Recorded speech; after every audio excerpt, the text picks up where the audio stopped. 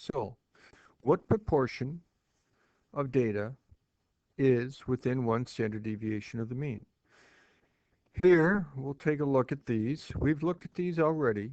This was our SAT with the standard distribution being 70. This was the dog owners being 0.5 with the standard deviation being 0.1. This is the Atlanta commuters with the mean being 29.1 with a standard deviation of being 0.093. You'll notice this area from one standard deviation above to one standard deviation below, it's really pretty much the same shape, same area for each graph. It's approximately 68%. So what really matters is how many standard deviations we are from the mean.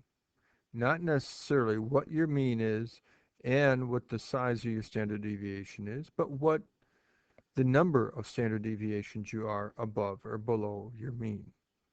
And that's what comes into play with our z-score. We can take a normal distribution that has a mean of 0 and a standard deviation being 1, and that really gives us our z-scores.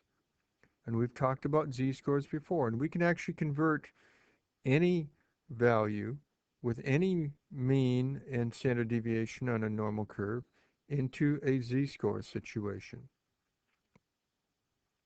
This is our z-score formula. You take your value minus your mean over the standard deviation. That allows us to be able to get the endpoints that we use. So let's go back to our dog owners. We have our mean proportion, I should say, our standard deviation. We want to know what is above a 0.64. We want to figure out that area.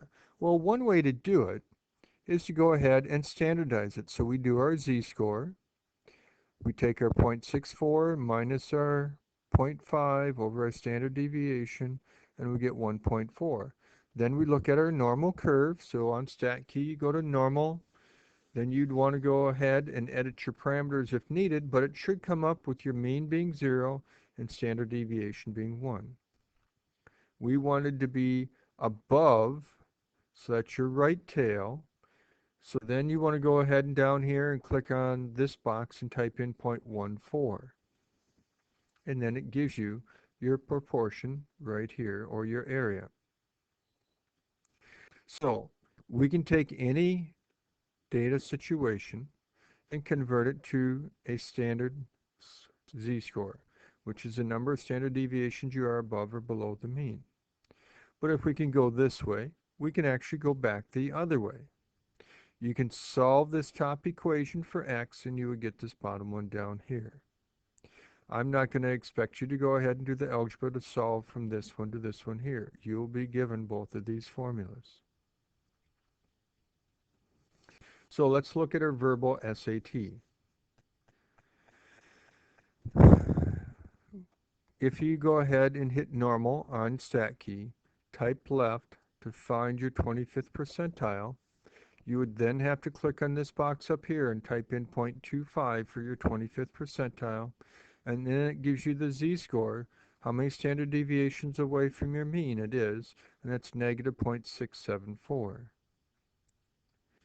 So if we want to find what SAT is at 25th percentile, we want to go and find that x. So we got to take our mean plus our z-score times our standard deviation.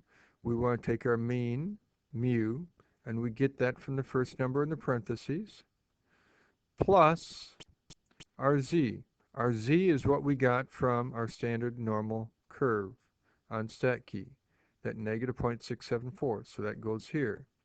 And then we got to multiply it by our standard deviation. That's the second number in your parentheses. If you multiply that out, you get 533.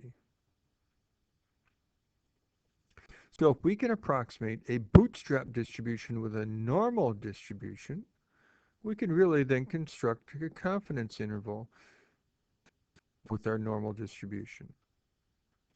If we can approximate a randomization distribution with our normal distribution, we can actually compute a p-value with our normal curve, which means We can do our hypothesis test to find that p-value with our normal curve, and we should be able to do our confidence interval with that normal curve.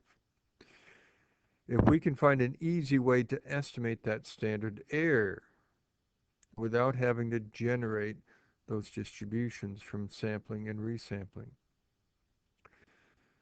So we've all been focusing on statistical inference, which is really making conclusions about our population based on our sample.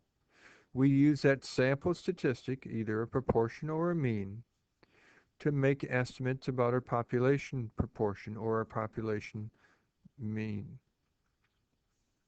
But we always have some uncertainty from that statistic. We need to know how much that varies from sample to sample. And that's why we construct our bootstrap or our randomization distributions to find that standard error, which is the standard distribution, standard deviation of those distributions. And then we could go ahead and compute our statistics as needed.